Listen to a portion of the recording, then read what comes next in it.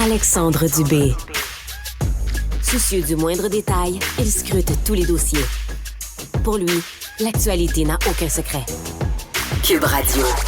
François Legault écarte finalement le plan B proposé par le maire de Québec, Bruno Marchand, dans le dossier du tramway. Ce sera la Caisse de dépôt et de placement du Québec qui va hériter d'un mandat de 6 mois. Un mandat pour identifier le meilleur projet de transport structurant à Québec. Un mandat qui va être élargi aussi pour analyser une certaine interconnexion avec la Rive-Sud. Selon ce que nous rapportent nos collègues du journal, fort probable que la Caisse devienne le maître d'œuvre du futur projet, comme ça a été le cas, par exemple, avec le REM à Montréal. Claude Villeneuve est chef de l'opposition officielle à la Ville de Québec. Bonjour, M. Villeneuve. Bonjour, Alexandre. D'abord, quelle est votre réaction face au refus de Québec d'embarquer? Nous, on le reçoit vraiment comme un désaveu envers non seulement la Ville de Québec, mais en fait, surtout envers le maire Marchand. C'est que le travail de préparation, réflexion qui est entamé depuis des années pour en arriver au projet de tramway. J'ai participé moi-même au comité de réalisation du projet de tramway. C'est désolant de voir qu'aujourd'hui, tout ça s'en va... enfin, des fois, je dis ça va à volo, down in the drain, et que le maire n'a pas réussi à convaincre le gouvernement qu'il était un partenaire fiable pour réaliser ce projet-là. On y perd tous en termes de contrôle sur ce projet-là qui va changer profondément la manière de se déplacer à Québec. Oui, parce que là, ce ne sera pas la Ville là, qui va être maître d'œuvre dans ce projet-là. Peu importe sa forme, là.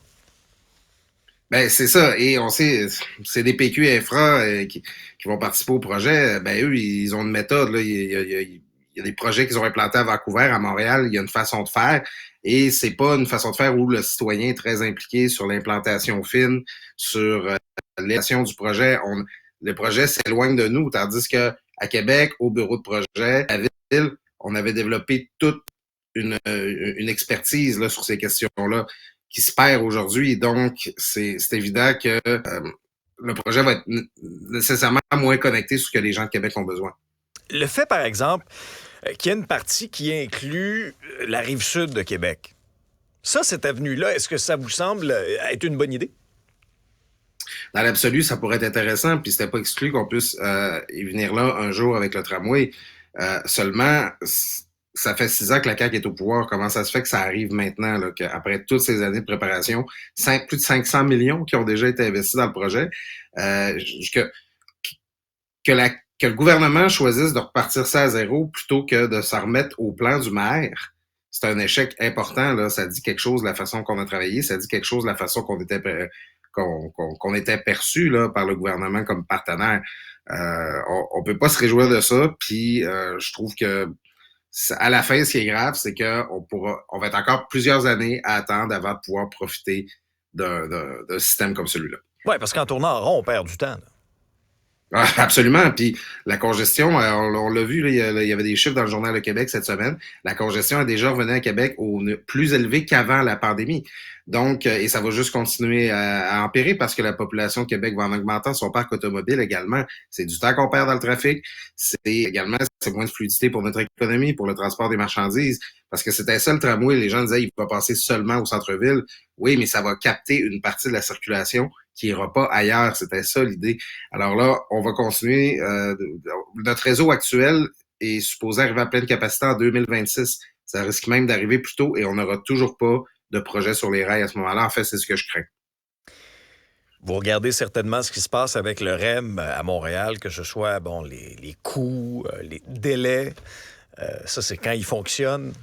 Avez-vous des appréhensions? Un futur REM à Québec, êtes-vous inquiet?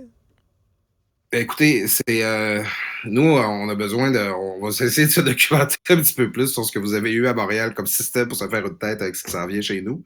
Mais c'est sûr que les nouvelles de difficultés au niveau de la mise en service, le fait que les voitures soient automatisées, c'est peut-être pas ce que la CAQ, ce que la CDPQ Infra va proposer à Québec. Ils ont un mandat d'analyse, mais le système de voitures automatisées où il peut y avoir des gens qui restent coincés dans la voiture ou avoir un arrêt de service puis personne pour aller parler aux clients. C'est sûr qu'on voit la client qui semble de s'implanter avec le Royal. Puis je peux vous dire tout de suite que c'est pas ce qu'on va avoir à Québec. Là. Sur le plan politique, là, le refus, est-ce que ça vient vraiment affaiblir le leadership du maire Marchand pour la suite des choses? Parce qu'il est allé, comme on dit, Charles et guillemets, all-in avec le projet de tramway, là.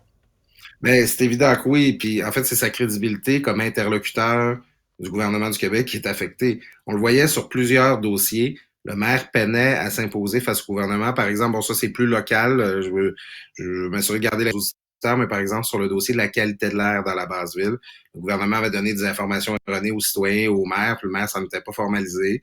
On sentait souvent que le maire ménageait le gouvernement justement parce qu'il cherchait à protéger les investissements dans le tramway. Puis là, on se rend compte que sa stratégie n'a pas fonctionné. Il défendait beaucoup le gouvernement. Il disait, ben, Jonathan Julien, le ministre de la Capitale, Mme Guilbeault, c'est des alliés indéfectibles et tout ça. Puis finalement, ben, ses alliés, ils l'ont abandonné. J'ai coutume de dire à Québec que parfois, on dirait que le gouvernement traitait le maire comme un cône orange, se contentant de le contourner. Là, le cône, ils l'ont pas juste contourné, ils l'ont enlevé du chemin. Là. Donc, c'est sûr que pour le maire, penser que c'est quelqu'un qui est capable de nous faire des gains par rapport au gouvernement de la CAQ, ben, il n'y a plus grand monde qui croit ça à Québec ce matin. Claude Villeneuve, chef de l'opposition officielle à la Ville de Québec. Merci pour votre participation. Merci beaucoup, Alex.